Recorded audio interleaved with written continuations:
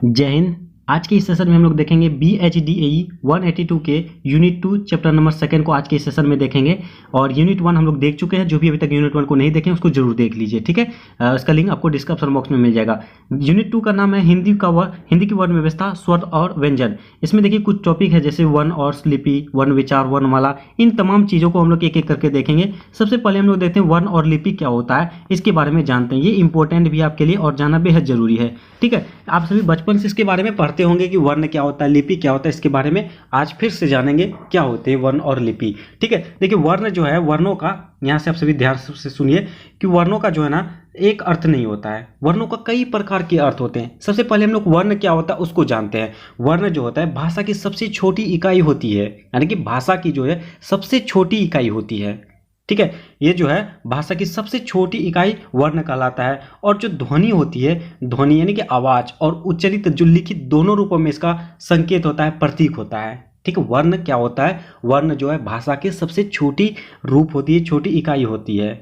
Clear, वर्ण क्या होता है। और वर्ण को हम लोग अक्षर के रूप में भी जानते हैं। और इसमें कुछ एग्जाम्पल के तौर पर हम लोग रंगों के नाम ले सकते हैं, काले रंग, लाल रंग। ये सभी जो वर्णों के एक प्रकार है, वर्णों के अर्थ हैं, वर्णों का अर्थ के रूप में हम लोग प्रयोग कर सकते हैं। उसके बाद हम लोग ब्राह्मण हो, क्षत्रिय हो, वैश्य हो, ये सभी तमाम जातियों के संबंध में भी वर्णों का प्रयोग देखने को मिलता है। उसके बाद आपका भेद है, आपका प्रकार है, सूरत हो गया, रंग हो गया, रूप हो गया, ये सभी चीज़ों के अर्थों में भी वर्णों का हम लोग प्रयोग करते रहते हैं, ठीक है। और ये जो है ये आपका वर्ण हो गया। और वर्णों का जो है ना रचना, इसकी जो ना हम लोग अगर इंग्लिश में देखा जाए तो अंग्रेजी में इसको अल्फ़ाबेट के नाम से जानते हैं, या लेटर के अर्थ में समझना चाहते हैं। ये इंग्लिश की बातें हैं, अंग्रेजी की बातें हैं, और हम लोग हिंदी में इसको वर्ण कहते हैं। क्लियर। उसके बाद आगे देखिए, कहा जाता है कि मतलब कि वर्ण को जानने से पहले, जैसे आपका टॉपिक है वर्ण और लिपि, ये क्यों दिया गया है वर्ण और लिपि। वर्णों को जानने के लिए जो ना आपको लिपि जानना जरूरी है, तभी आप वर्ण को समझ पाएंगे। तो हम लोग लिपि को जानते हैं। देखिए आपको लिपि के बारे में आपको मैं बता दूं, जैसे कि आपको कहा जाता है कि आप इस सब्जेक्ट के एग्जाम हॉल में आप देंगे, आपको फ्रंट पेज में आपको लिपि भी पूछा जाएगा कि कौन से लैंग्वेज में आप एग्जाम देना चाहते हैं, ठीक है। आप क्या लिखोगे, देवनागरी लिपि। देवनागरी लिपि ये ही एक लिपि है। क्लियर। तो ये लिपि है, वही लिपि के बारे में इसमें भी कहा गया। आप लिपि के बारे में जान जाएंगे तो आप वर्णों के बारे में भी जान सकते हैं। ठीक उसी प्रकार जो है ना देवनागरी का जो है ना, इसका दूसरा नाम होता है नागरी, ठीक है। देवनागरी लिपि जो होता है उसका एक और भी नाम होता है नागरी लिपि, ठीक है। इसके अलावा जो होती है, जैसे कि महाजनी हो गया, आप सब यहाँ देख सकते हो, महाजनी हो गया, कैथी हो गया, मारवाड़ी हो गया, ये आदि लिपियों में भी हिंदी का लेखन होता है, ठीक है। लेकिन छापे की लिपि देवनागरी होने के कारण इन लिपियों का उतना अधिक महत्व नहीं रह गया है। इधर विज्ञान और प्रौद्योगिकी के विकास के कारण रोमन लिपि में हिंदी वर्ण लिखे जा रहे हैं। बताना जरूरी है कि हिंदी की प्रकृति और देवनागरी लिपि की प्रामाणिकता के सामने रोमन लिपि में हिंदी वर्ण की कुछ हास्यास्पद प्रतीत होता है, ठीक है। यानी कि देवनागरी लिपि का जो ना अब ह्रास होने के कगार पे है। यानी विज्ञान और प्रौद्योगिकी के क्षेत्र में जो इसका विकास होने के पर रोमन लिपि में हिंदी का वर्ण यानी कि वही इस्तेमाल किया जा रहा है इसका, इस तरह से, ठीक है।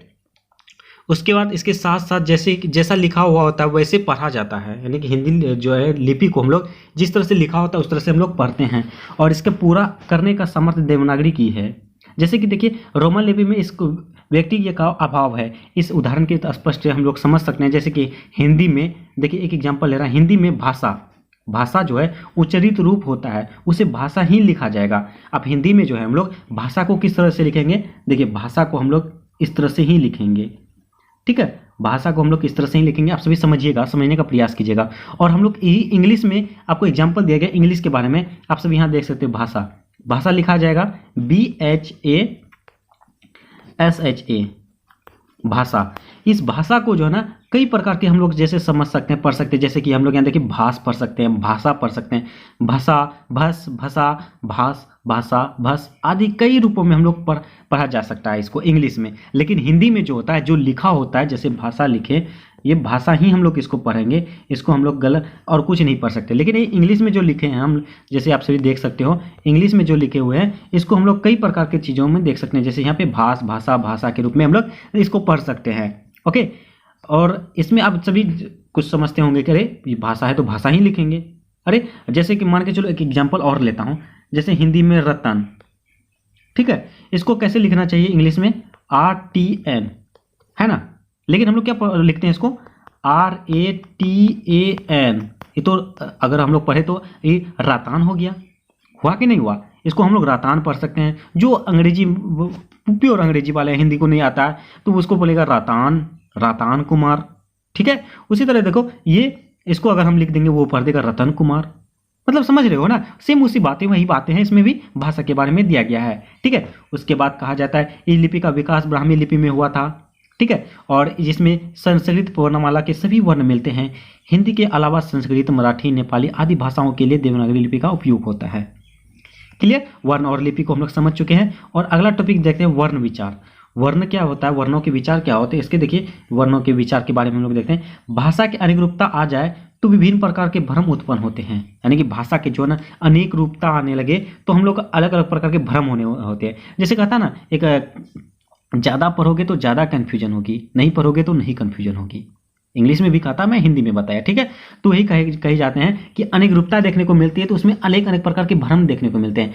आप मान के चलो, जैसे कि एक एग्जांपल और लेता हूँ। जैसे एक एग्जांपल है, आपके कोई सीनियर हैं, आपको कोई बताएगा कि इग्नू के एग्जाम में मैं कैसे तैयारी करूँ। कोई बताएगा कि आप गैस पेपर खरीद लो, कोई बोलेगा कि नहीं आप जो फॉर क्रिएटिव स्टडीज के यूट्यूब चैनल को फॉलो करो, और कोई बोलेगा कि जाओ अपने मन से कुछ लिख के आ जाओ। मतलब कि जितने लोगों से आप पूछोगे, जितने प्रकार के आपको मार्गदर्शन करने वाले होंगे, आपके दिमाग में जो कन्फ्यूजन ही बना रहेगा, मैं क्या करूं, किसको फॉलो करूं, फॉर क्रिएटिव स्टडीज को फॉलो करूं कि नहीं करूं। हालांकि आपको करना ही होगा, ठीक है, आपको अच्छे मार्क्स चाहिए तो करना पड़ेगा। ठीक उसी तरह यहाँ पे भी समझ सकते हैं, अनेक रूपता देख आ जाए तो विभिन्न प्रकार के भ्रम उत्पन्न होने लगते हैं, अलग अलग प्रकार के माइंड में थॉट आने लगते हैं, क्या करूं मैं, ठीक है। ऐसी स्थिति में भ्रमों का निराकरण आवश्यक हो जाता है, और इस स्थिति में जो आपको भ्रम जो होगी उसको निराकरण करना आवश्यक माना जाएगा। आपको किसी बातों पर ध्यान नहीं देना है, आपको सिर्फ फॉर क्रिएटिव स्टडीज को फॉलो करना है, ठीक है। और ये सफिशियंट रहेगा, आपके सिर्फ मार्क्स के ही नहीं, आपको नॉलेजेबल भी बनाएगा। ओके, उसके बाद कहा जाता है भाषा का मानक रूप निश्चित करना पड़ता है। भाषा के शुद्ध रूपों और प्रयोगों के निरूपण की आवश्यकता होती है, ठीक है। ये वर्ण विचारों के बारे में कहा गया, आपको एग्जाम्पल के माध्यम से समझा रहा हूँ। देखिए वर्ण विचार जो होते हैं ये व्याकरण के माध्यम से ही वर्ण विचारों को हम लोग जानते हैं। जैसे कि आपको यहाँ अच्छी बातें यहाँ से लिखी गई है, व्याकरण शास्त्र हमारी सहायता करता है, यानी कि व्याकरण जो है हमारी बोलने में मदद करती है, बोलने में मदद करती है, लिखने में मदद करती है। व्याकरण से हमें भाषा का सही रूप पता चलता है, ठीक है। जैसे आप इंग्लिश में ही हो, आपको इंग्लिश के ग्रामर अच्छी तरीके से थोड़ा बहुत ना आए तो आप इंग्लिश नहीं बोल पाओगे, टूटी फूटी इंग्लिश बोलोगे। हिंदी में अगर आपको हिंदी व्याकरण ना आए तो आप टूटी फूटी बोलोगे, आप बोलोगे हवा बह रहा है, अरे हवा बह नहीं रहा, बह रही है, ठीक, वर्षा हो रही है। अब मतलब स्त्रीलिंग पुल्लिंग का कोई अता पता ही नहीं रहेगा। तो ये एग्जाम्पल लिया मैंने, यानी व्याकरण आपको सहायता करता है, और व्याकरण से ही भाषा के नियमों का परिचय मिलता है। भाषा का एक स्थिर रूप बनाने में व्याकरण का महत्व अस्वीकार नहीं किया जा सकता है, यानी भाषा को जानने में हमें व्याकरण की काफ़ी ज़्यादा सहायता मिलती है, ठीक है।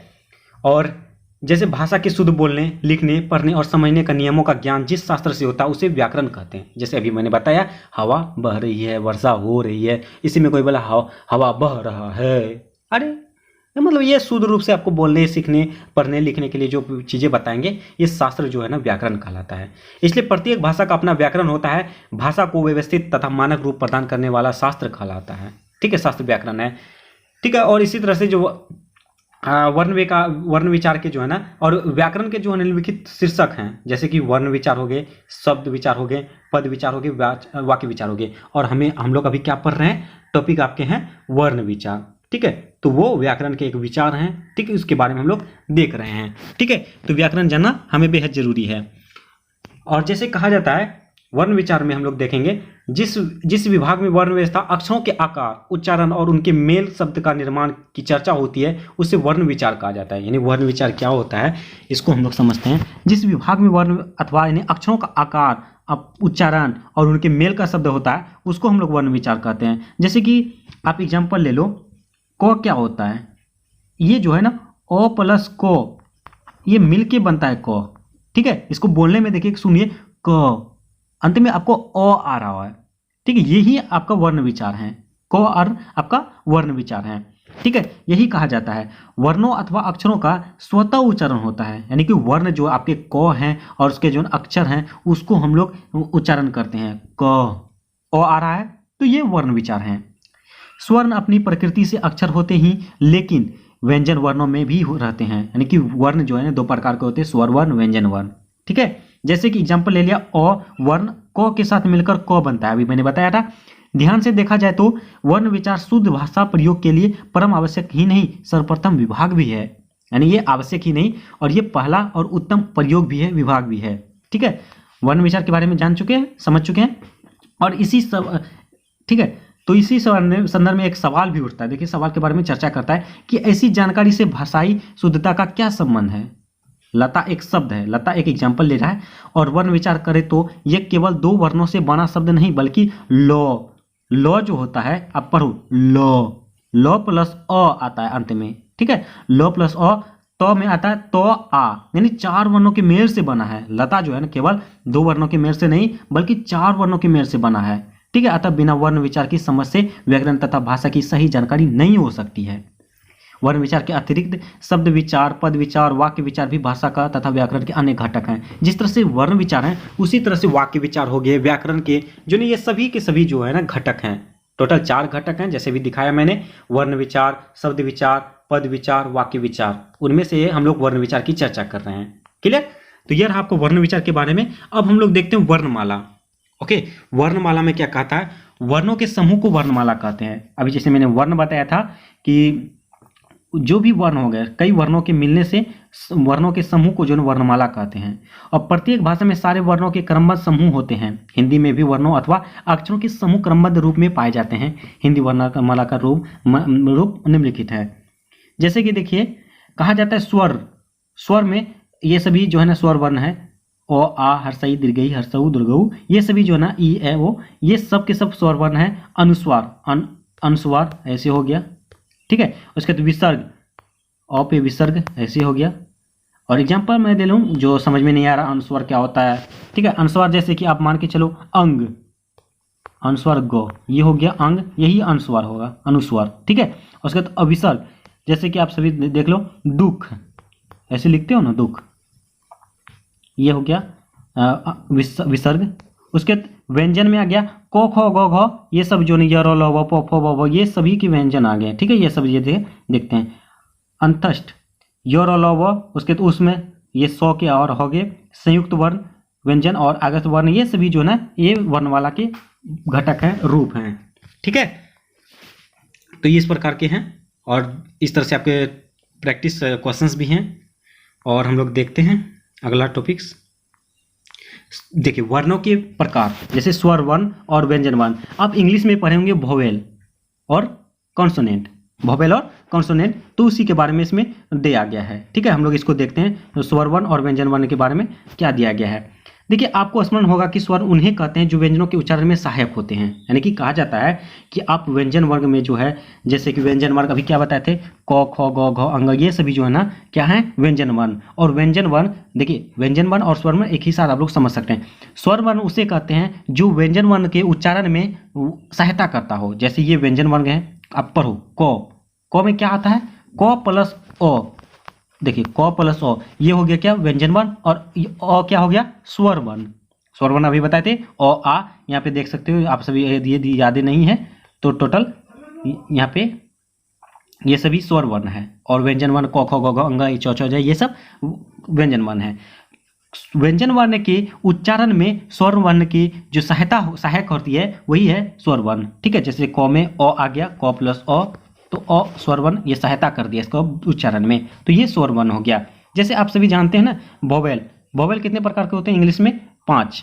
उसी तरह हिंदी में जो है टोटल 11 हैं, आपको ये ध्यान रखना है। ठीक है, जैसे यहाँ देखिए कहा जाता है इसके उच्चारण में, और ये जो है, और स्वर वर्ण ऐसे होंगे जो 11 हैं, ऐसे हैं जिसमें जो ना व्यंजन वर्ण का उच्चारण नहीं है।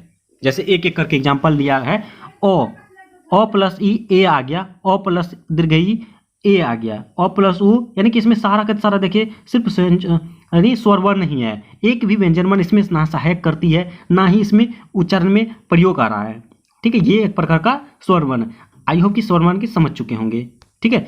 और हम लोग उसी तरह से व्यंजन वर्ण में हम लोग देखेंगे वर्ण व्यंजन वर्ण ऐसे व्यंजन वर्ण जो स्वर वर्ण के बिना सहायता से उसका उच्चारण नहीं किया जा सकता है, तो वे व्यंजन वर्ण हो गए। जैसे क का ही वर्ग में पढ़ लो, क में अ, ख में भी अ लगेगा, ग में भी अ लगेगा, सब में इसमें अ उच्चारण जो है ना जो लगेगा ही लगेगा, यानी स्वर वर्ण के बिना सहायता से ये नहीं उच्चारण किया जा सकता है, तो वे व्यंजन वर्ण हो गया। ठीक है, तो ये प्रकार के हम लोग देख चुके हैं स्वर वर्ण और व्यंजन वर्ण, और उम्मीद करता हूँ कि इस सेशन में जहाँ तक अभी तक मैंने बताया उसको आप सभी समझ चुके होंगे, और एग्जाम में यदि पूछा जाए तो आप अच्छी तरीके से सरल तरीके से आप सभी इसका मतलब लिख सकते हो। ठीक है, और ये रहा आज के सेशन में यूनिट 2 को हम लोग देखें, और बहुत ही जल्द यूनिट 3 आने वाली है। और एक निवेदन है, जो भी चैनल में पहली बार आए हैं और चैनल को सब्सक्राइब नहीं किए तो प्लीज़ चैनल को सब्सक्राइब जरूर कर लें, बेल आइकन को जरूर हिट करें। सेशन अच्छा लगे तो लाइक जरूर कीजिए, और कमेंट के माध्यम से जो भी डाउट हो डाउट पूछिए, और अपने दोस्तों को भी ज़्यादा से ज़्यादा शेयर कीजिए। चलिए मिलते हैं नेक्स्ट सेशन में, तब तक के लिए थैंक यू, जय हिंद।